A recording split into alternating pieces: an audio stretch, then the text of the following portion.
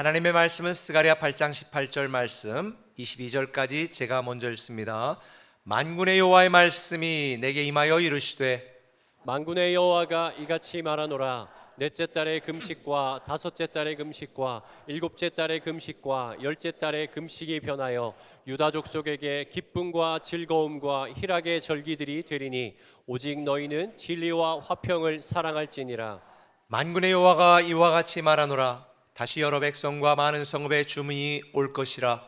이 성읍 주민이 저 성읍에 가서 이르기를 우리가 속히 가서 만군의 여호와를 찾고 여호와께 은혜를 구하자 하면 나도 가겠노라 하겠으며, 다 함께 많은 백성과 강대한 나라들이 예루살렘으로 와서 만군의 여호와를 찾고 여호와께 은혜를 구하리라. 아멘. 우리 옆분에게 은혜 많이 받도록 인사 왔습니다.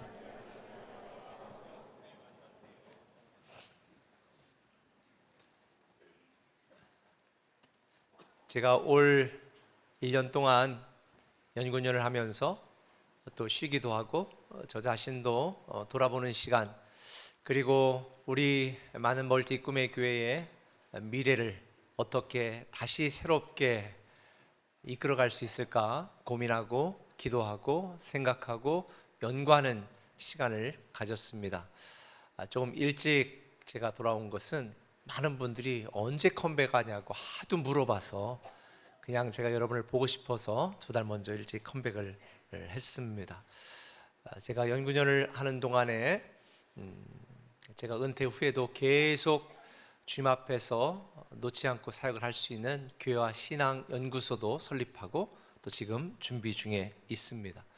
특별히 이제 다음 주일부터 우리가 11월 한 달 동안 예배자로 한 달 살기 이제 시작하는데, 저는 저와 여러분들이 다시 함께 예배자로 평생 살기를 시작하는 축복의 여정이 되기를 예수님의 이름으로 축원합니다.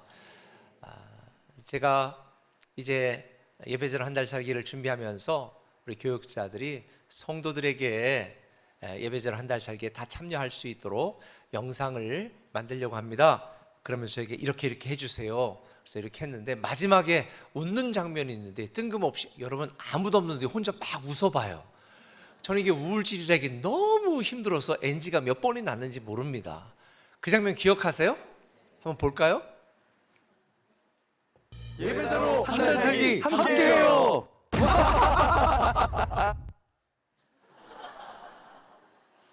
이게 지금은 이게 웃기지만 저 혼자 하하하하 막 해야 되니까 너무 이게 힘들더라고요. 그런데 맞아, 예배자로 한 달을 살아가는 것, 내가 예배자로 평생을 살아가는 것이 얼마나 기쁜 일인가 생각하니까 웃음이 나오더라고요. 사실 우리가 인생을 살다 보면 웃을 일이 그렇게 많지 않은 것 같습니다. 다혈질들은 그래도 웃을 일이 있지만 저처럼 극아이 99%가 우울질인 사람은 참 이렇게 하루에도 어느 날 잠자면서 생각해 보면 한 번도 안 웃고 살아온 날도 있는 것 같아요. 또 책임져야 될 일, 감당해야 될 일, 이런 일들이 참 많다 보니까 늘 긴장하고 스트레스 받을 일들이 많지 막 편하게 쉬면서 웃을 일들이 그렇게 많지 않은 것 같아요. 물론 이게 저만의 이야기는 아닌 것 같습니다. 오늘날 이 처절한 삶의 현실에 찌들어서 살지만 먹지만 마치 체한 것처럼 가슴이 칵 막힌 삶을 살아가는 분들도 있어요. 저도 몇 년 전에 숨을 쉬지만 마치 비닐을 앞에 놓고 숨을 쉬는 것처럼 숨을 쉬는데 숨이 안 쉬어지는 때도 있었거든요. 제가 중보기도 제목을 가끔씩 보면서 함께 기도하면 정말 거기에 참 힘들게 살아가는 분들이 많구나라는 생각을 하게 됩니다. 실제로 건강보험 심사평가원 자료에 의하면 2018년도에 정신과 가서 우울증 진단을 받고 치료를 받는 사람들이 75만 명이었는데 2022년도에 33%가 증가해서 100만 명이 넘었다는 통계를 보았습니다. 이뿐 아니라 실제적으로 가서 정신과 가서 내가 진단을 받지 않지만 하루에 이 우울감과 우울 증상을 경험해서 정말 힘든 상황을 경험했다고 고백하는 분들이 국민 건강 영양 조사 기준으로 11.6% 정도 되는데, 여기에 응답하지 않은 사람들까지 포함한다면 거의 20%. 그냥 쉽게 설명해서 5명 중에 1명이 굉장히 우울함을 경험하고 있는 것을 우리는 알 수가 있습니다. 제가 9월 7일 날 와서 설교했던 것처럼 신앙생활이 꽃길은 아닙니다. 우리가 믿음 생활하고 기도하지만 답답할 때, 우울할 때, 눈물 날 때도 많아요. 생각 같아서는 한 10년 안식년을 하면 참 좋겠다라는 생각도 했습니다. 그러나 절대로 변할 수 없는 한 가지 사실이 있습니다. 우리 인생의 결말은 사망과 죽음이 아닙니다. 우리 믿음 생활의 결말은 탄식과 눈물도 아닙니다. 정말 분명한 사실, 우리 인생과 믿음의 결론은 기쁨과 행복과 평안과 축복과 환희입니다. 할렐루야. 왜 그럴까요? 우리 믿음의 결말은 죽은 것 같아도, 죽을 것 같아도, 죽어도 다시 살아남, 부활이고, 부활하여 영원히 살아감이기 때문입니다. 믿습니까? 다시 살아남이고 영원히 살아감이라 한다면 우리의 현실이 힘들고 죽을 것 같아도 기쁘게 웃을 수 있는 거죠. 우리 믿음의 여정이 끝나는 날 우리는 웃게 됩니다. 우리 인생에 대한 하나님의 섭리가 이루어지는 그때 우리는 웃게 됩니다. 하나님의 뜻이 이루어지는 그때 우리는 웃게 되고요, 하나님의 말씀과 하나님의 약속이 우리 인생과 우리 가정과 우리 교회와 우리에게 이루어질 그때 우리는 웃게 되는 거예요. 그러니 지금 당장은 우울하고 막막하고 답답하고 심지어 눈물 날 일이 있어도 이제는 웃어도 됩니다. 왜? 우리는 웃음으로 끝날 인생이기 때문입니다. 우리가 믿고 바라는 모든 믿음의 실상이 우리의 현실이 되고 우리의 미래가 되고 우리의 현재가 될 것이기 때문에 이제는 웃어도 됩니다. 특별히 오늘 말씀을 통해서 저는 이제는 웃어도 된다는 정말 귀한 확신을 얻었습니다. 오늘 본문의 배경을 잠깐 설명을 하면, 이스라엘 백성들이 죄악으로 바벨론에 의하여 예루살렘이 함락된 채에 오랜 세월 동안 방치되어 있었습니다. 들짐승들이 뛰어노는 그런 폐허로 오랫동안 지속이 되었습니다.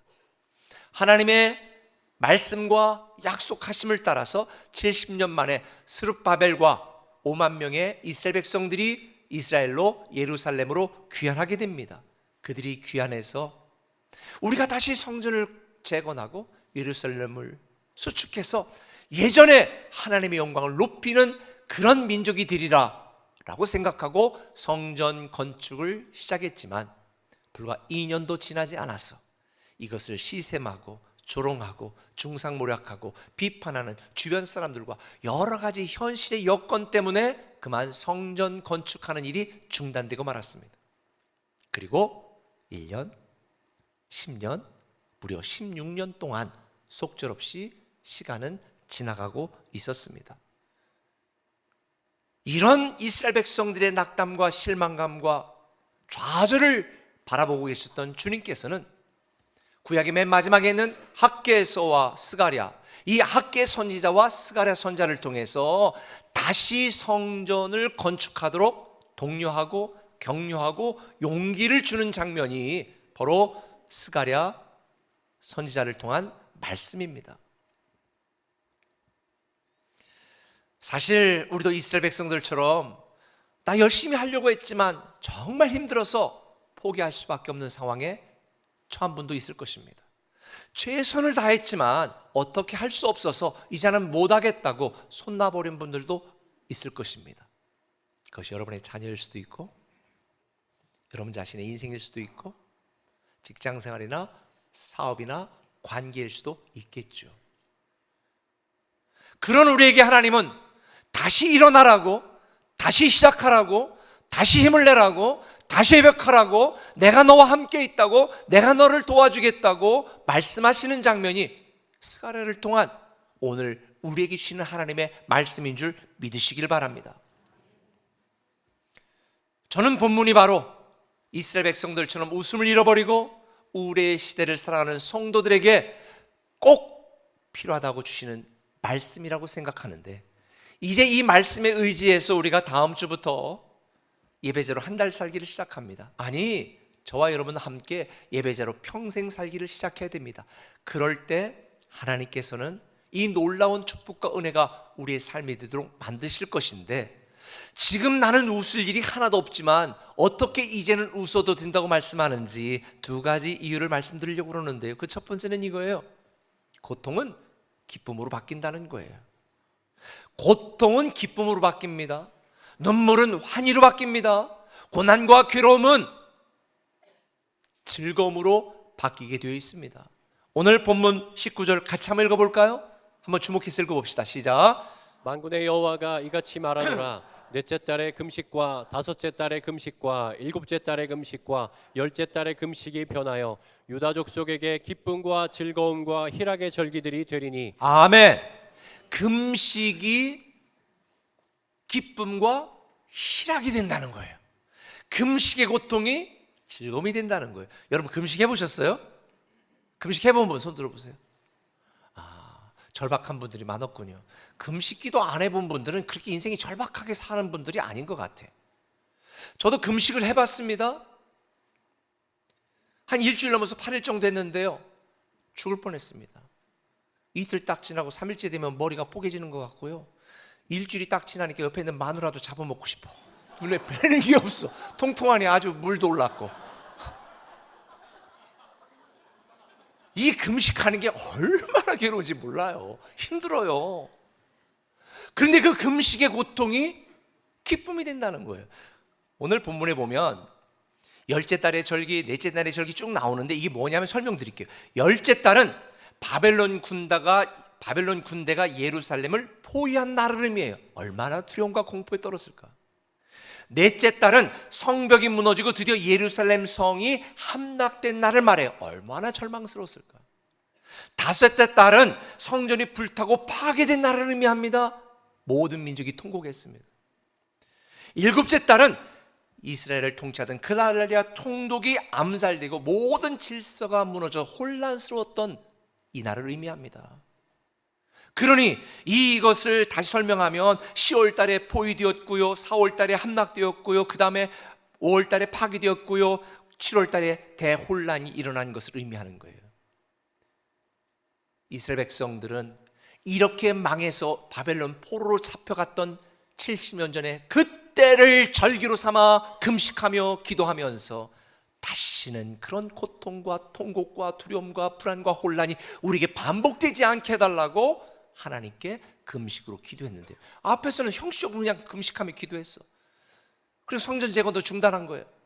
그래서 하나님께서는 지금 스가랴 선지자를 통해서 야, 너희들이 그토록 괴롭게 처절하게 금식하며 기도했던 그날의 기억이, 그날의 고통이 다시는 반복되지 않고 이제는 그 고통이 기쁨으로 즐거움으로 변하게 될 것이다. 어떻게 할 때? 성전을 건축할 때. 이렇게 격려하는 거예요.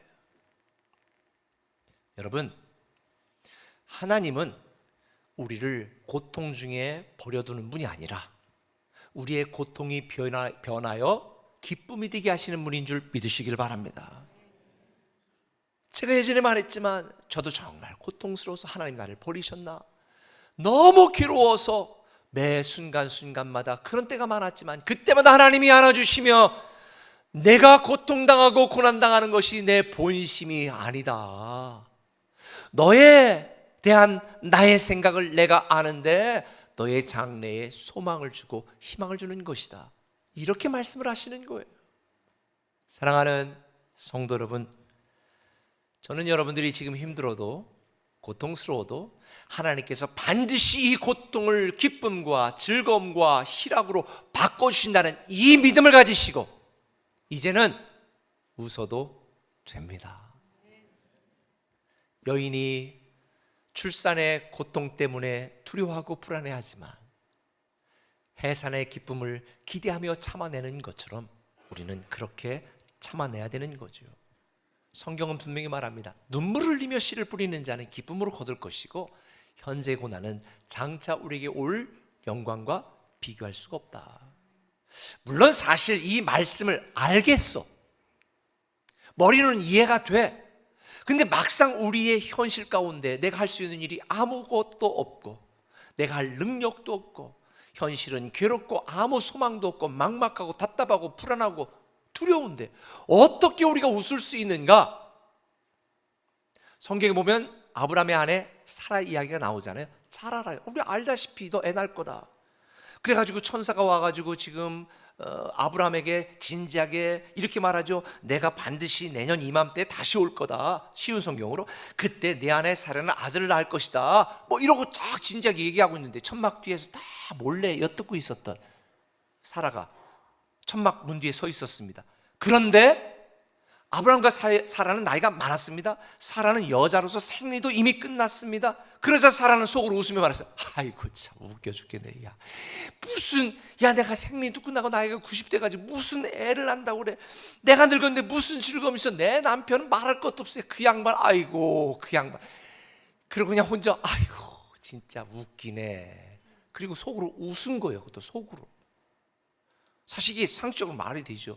우리 여기에 지금 우리 90다 된 권사님한테 내년에 아들 낳으실 거예요? 그럼 이 양반이 목사님 미쳤나 저 뭔 소리 하는 거예요? 속으로 피식피식 허탈한 웃음을 짓겠죠. 이때 하나님이 아브라함에게 뭐라고 말하세요? 왜 사라가 웃으며 내가 이렇게 늙었는데 정말 아기를 낳을 수 있을까라고 하느냐? 14절이 정말 중요해. 같이 읽습니다. 시작. 여호와께서 불가능한 일이 있겠느냐? 할렐루야. 여호와께서 불가능한 일이 있겠냐? 내년 이맘때 사라 애 낳을 거야. 맞아요. 내 생각으로, 내 힘으로, 내 지혜로, 내 능력으로 보면 불가능해. 여러분 자녀들 여러분이 봐도 아이고 쟤 진짜 한심하다 이런 자녀 있죠? 내가 봐도 저 남편 진짜 무능하다 이런 남편도 있을 거고요. 내가 생각해도 안 돼. 우리 회사 안 돼. 이 사업 안 돼. 라고 좌절하고 낙담하는 분도 있을 거예요. 근데 꼭 기억하세요. 사람에게는 불가능하지만 하나님에게는 불가능한 일이 없습니다. 이것을 사라를 통해서 저와 여러분에게 말씀하는 거예요. 그러니 여러분 이 땅을 살면서 우리는 내 현실과 현재와 상황과 환경을 주목하며 눈물을 흘리고 가슴 치지 마세요. 답답해하지 마세요. 오늘 창세기 21장 1절에 이런 결론이 나오잖아요. 여호와께서 말씀하신 대로 사라를 돌보셨고 여호와께서 말씀하신 대로 사라에게 행하였으므로 사라가 임신하고 때가 되어서 뭐를 했다? 아들을 낳았다는 거예요. 여기서 두 가지 중요한 포인트가 있어요. 하나님은 말씀대로 행하시는 분인데 이 1절에 보니까 말씀하신 대로 사라를 돌보셨다. 이 돌보신다라고 하는 이 히브리어 단어가 파카드라는 단어인데 계수하다, 계산하다, 방문하다 이런 뜻이 있는 거예요. 여러분 90세 된 할머니가 애를 낳는다고 계산이 안 되는 거예요. 계획도 잡을 수 없는 거예요. 근데 하나님께서는 말씀만 하시고 끝난 게 아니라 이미 다 계산을 하셨어. 그리고 방문하셔서 친히 일하신 거지. 그래서 돌보신다는 것은 다 이미 계산이 끝났고 계획이 있으시다는 것이고 말씀만 한 것이 아니라 친히 방문하신다는 것이고 여기서 말씀하신 대로 사라에게 행하셨다, 행하다라는 히브리어 단어는 아사인데 이건 일하다, 만들어내다 이런 뜻이 있는 거예요. 그러니 사람은 불가능해, 틀렸어, 끝났어, 안 돼라고 생각하지만 하나님은 이미 다 계획하시고 계산 끝나셨어. 그리고 말씀만 한 게 아니라 이미 보이지 않는 곳에서 방문하셔서 우리와 함께 하시며 일하시고 만드시고 계신 줄 믿으시길 바랍니다. 여러분이 볼 때는 답이 없어, 계산이 안 돼. 그런데 하나님은 다 계획이 있으시다. 계산 끝났다. 여러분의 자녀와 여러분의 인생과 여러분의 미래에 대하여 하나님은 다 계산하셨고 방문하셔서 여러분이 보이지 않는 곳에서 우리를 위하여 우리와 함께 일하고 계시니 내가 눈에 보이는 것으로 판단하고 좌절하고 낙심하지 마시고 이제는 이 믿음으로 웃어도 됩니다. 할렐루야.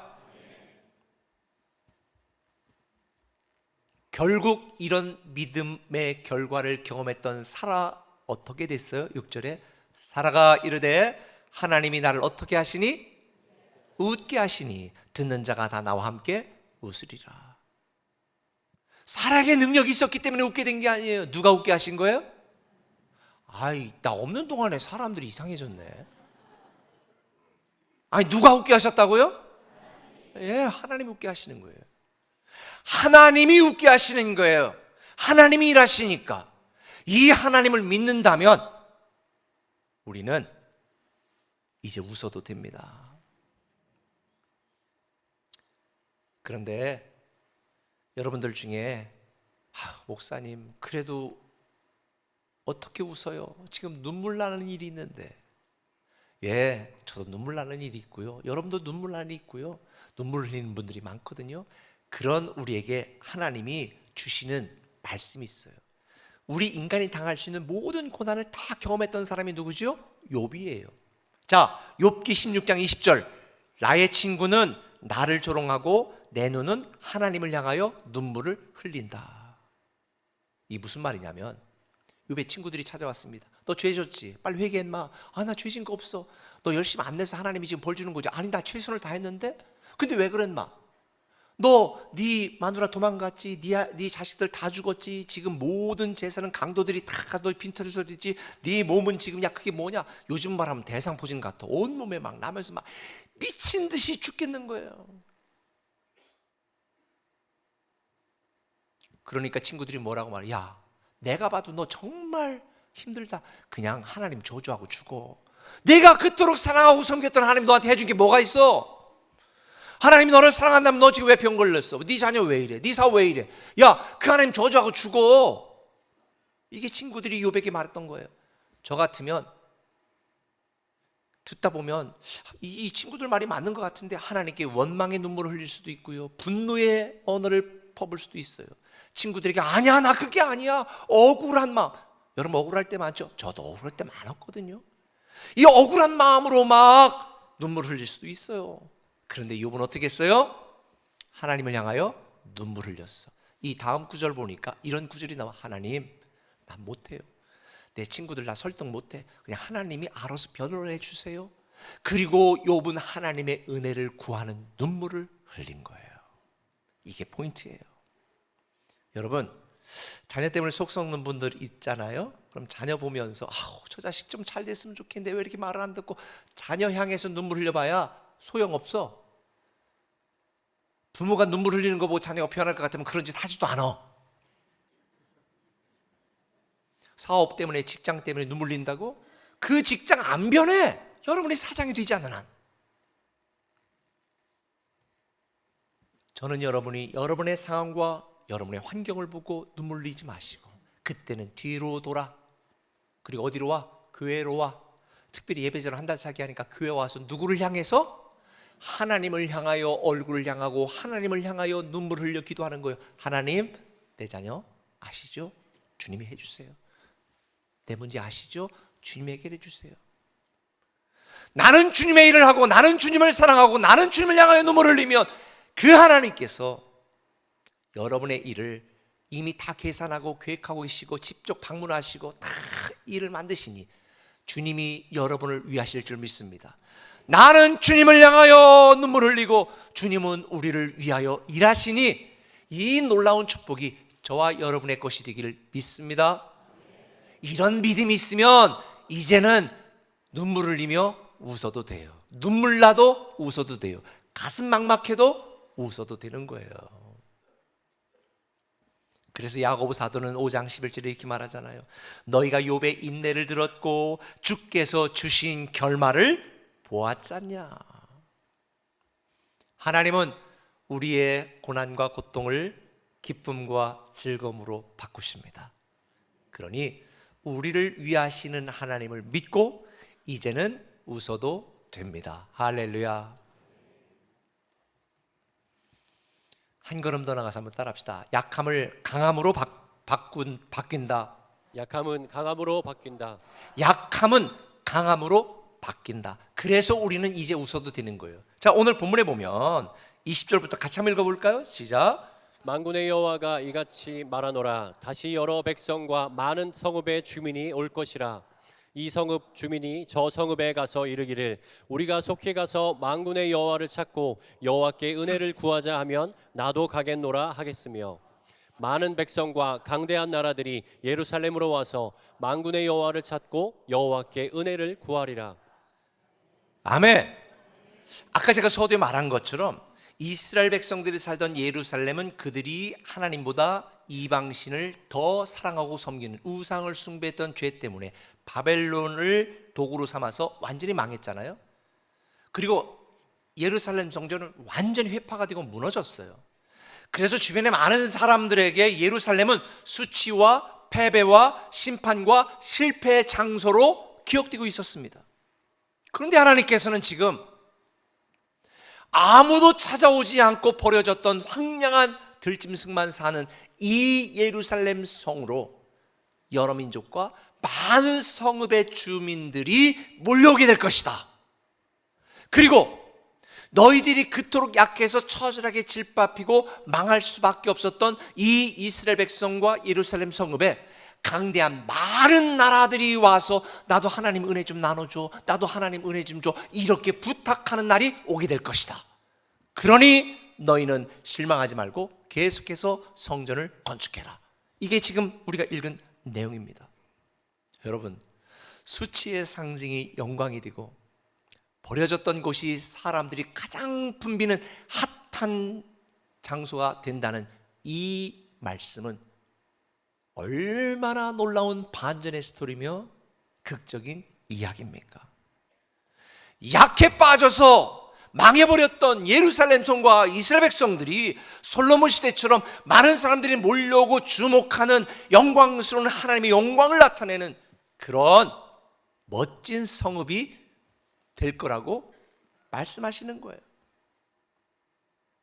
여러분, 혹 여러분들 중에 나는 실력이 없어, 나는 부족해, 나는 약해, 난 할 수 있는 게 없어, 이 정도 수준도 만족해 라고 생각하는 분이 있다면 약함을 강함으로 바꾸시는 이 하나님의 놀라운 섭리와 역사가 여러분들에게 임하기를 예수님의 이름으로 축원합니다.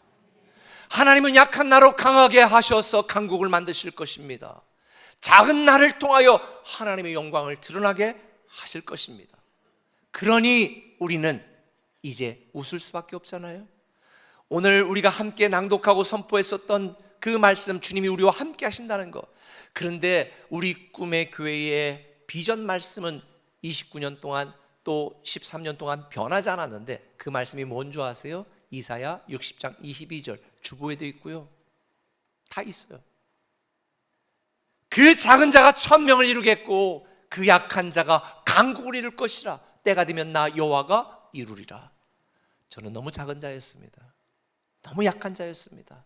근데 이 비전을 품고 인구 10만 명의 소도시 공주에서 우리가 믿음으로 꿈을 꾸면 하나님이 이루신다고, 우리가 믿음으로 기도하면 하나님이 응답하신다고, 우리가 믿음으로 시작하면 하나님이 이루신다고, 우리가 믿음으로 헌신하면 하나님이 축복하신다고, 그렇게 믿음으로 살았더니 한국교회가 주목하는 그런 교회로 하나님이 만드셨어요. 물론 내가 한 거 1도 없어, 다 하나님이 하신 거죠. 사랑하는 성도 여러분, 저는 여러분들의 약함이 강함으로 바뀌시는 것, 이걸 믿고 이제는 웃으시길 바랍니다. 그러기 위해서 꼭 해야 될 게 있습니다. 성전을 건축하는 거예요. 여러분들 중에 아니 목사님 이 성전 헐고 다시 또 어딘가 큰 건축을 하나 또 일 벌리나, 안식년 갔다 오더니 큰일 났네. 물리적인 성전 건축을 의미하는 게 아니에요. 우리 새로운 꿈에게는 건축하겠지만 구약시대 때는 성전은 모든 신앙의 중심이었고 성전을 중심으로 움직였습니다. 하나님의 임재를 상징하는 게 성전이었습니다. 그런데 고린도전서 3장 16절, 고린도전서 6장 16절에 보면 너희 몸이 하나님이 구하시는 하나님의 성전인 줄을 알지 못하느냐. 구약에는 장소적인 건물적인 지역적인 이게 성이었지만, 성전이었지만 지금은 하나님의 영이 우리에게 임하여 이 예배당이 성전이 아니라 저와 여러분, 하나님이 영이 거하시는 저와 여러분이 성전이니, 제가 여러분에게 성전을 건축해야 된다는 영적인 의미는 우리가 진심으로 하나님을 사랑하고 전심으로 하나님을 섬기며 온 마음을 다해 하나님을 예배하는 우리의 존재와 우리의 인생과 우리의 믿음 자체가 성전이 되어야 된다는 거예요. 이 무너진 성전을 우리는 건축해야 되는 거예요. 하나님보다 세상을 더 사랑하고 하나님보다 세상을 더 섬기고 내가 좋아하는 욕심을 섬기고 야망을 섬기고 예배자로 하나님께 온 마음으로 나가는 것 대신에 세상을 향해 나아가는 우리의 오염되고 변질된 모든 믿음을 다 회개하고 내 안에, 내 영혼 안에 온전한 하나님의 영이 거하시는 하나님의 성전이 건축되어야 된다는 거예요. 그럴 때 약함이 강함되고 고통이 기쁨이 된다는 거예요. 사랑하는 성도 여러분, 저는 여러분들이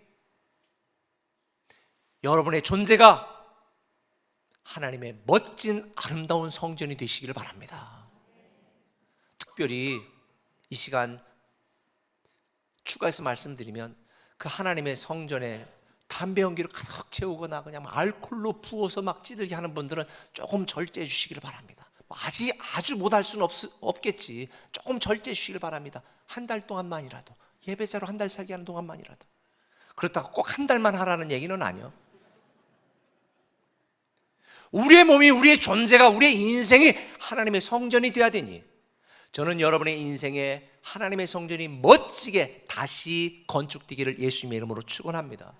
지금 말씀드린 것처럼 성전 건축의 영적 의미는 하나님만 사랑하겠다는 신앙 표현이고요, 성전 건축은 하나님만 섬기겠다는 믿음의 고백이고요, 성전 건축은 하나님 중심으로 살겠다는 믿음의 결단이요, 온 마음으로 하나님을 예배하겠다는 믿음의 선언입니다. 할렐루야. 저는 여러분들이 멋진 성전을 건축하여 약함이 강함이 되기를 예수님의 이름으로 축원합니다.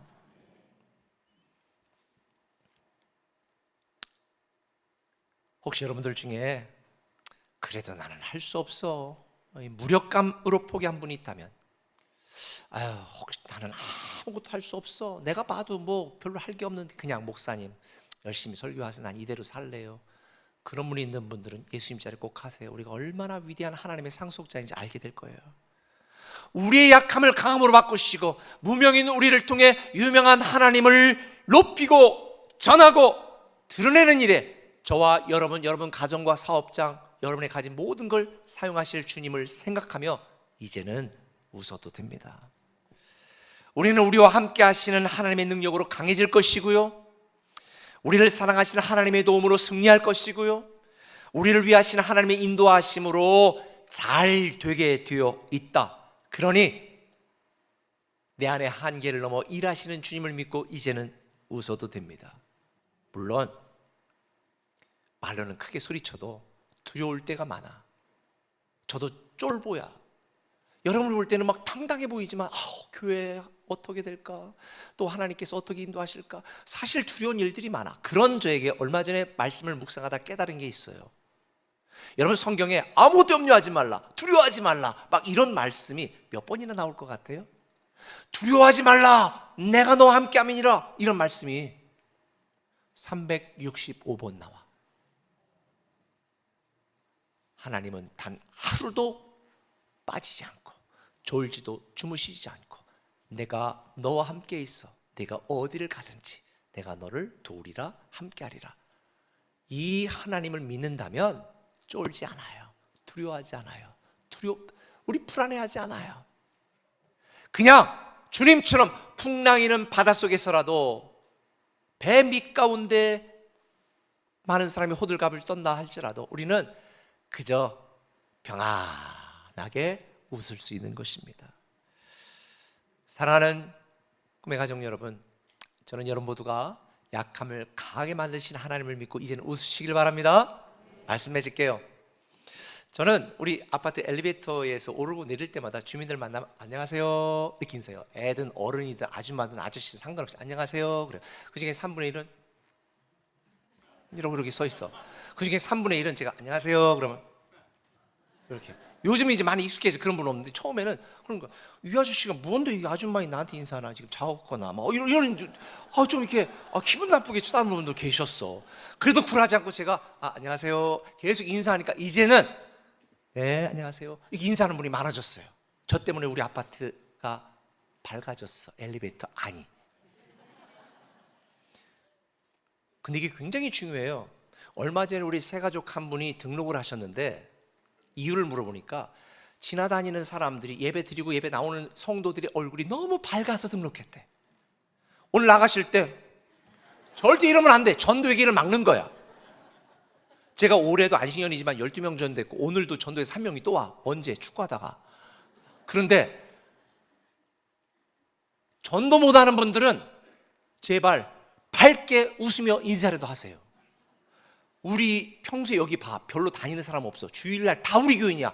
그냥 저 인간 누군가 하지 말고 그냥 다 우리 교인이야 생각. 안녕하세요. 이 인사하지 마세요. 연습 옆에 안녕하세요. 이래야 돼요. 이게 전도의 기회가 되는 거예요. 사실 소대 말한 것처럼 답답할 때 많고 체한 것처럼 속이 그냥 꽉 막힌 때도 많아. 저도 생각 같아서는 진짜 한 1년 더 좀 있다가 왔으면 좋겠는데 그런데 여러분 보고 싶기도 하고 그리고 쉰다고 쉬어지는 게 아니야. 해야 될 일은 산더미인데 뭘 쉬겠어. 그냥 차라리 일하는 게 나아. 여러분 제가 오늘 여러분들에게 하신 말씀 꼭 기억하세요. 고통은 참된 기쁨으로 바뀝니다.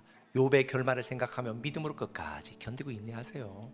그리고 약함은 강한 영적 강함으로 바뀌어요. 약한 자를 강국으로 바꾸시는 주님만 사랑하시기를 바랍니다.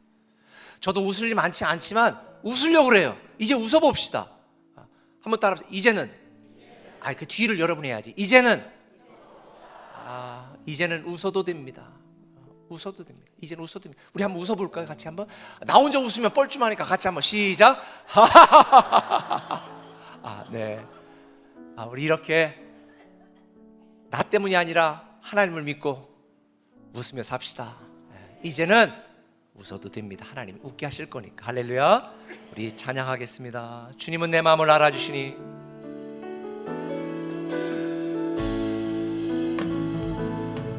주님은 내 마음에 아픔 알아주시니 지답한 눈물 지워주시고 아침에 또 하나 여린 불들과 같이 내 맘을 새롭게 하네. 흐르는 시간에 보인 주의 영광을 내 삶을 밝게 비춰주시니 온 땅과 모든 산보다 전에 계셨던 주님 창조의 주를 찬양하네. 주님은 거친 바다 위 나의 영혼 손으로 굳게 잡아주시네. 주님의 맡긴 인생의 여정 속에 아픈 만큼 기쁨의 날 주시네. 주님은 거친 바다 위 나의 영혼 손으로 굳게 잡아주시네. 주님께 맡긴 인생의 여정 속에 아픈 만큼 기쁨의 날 주시네. 기도합니다.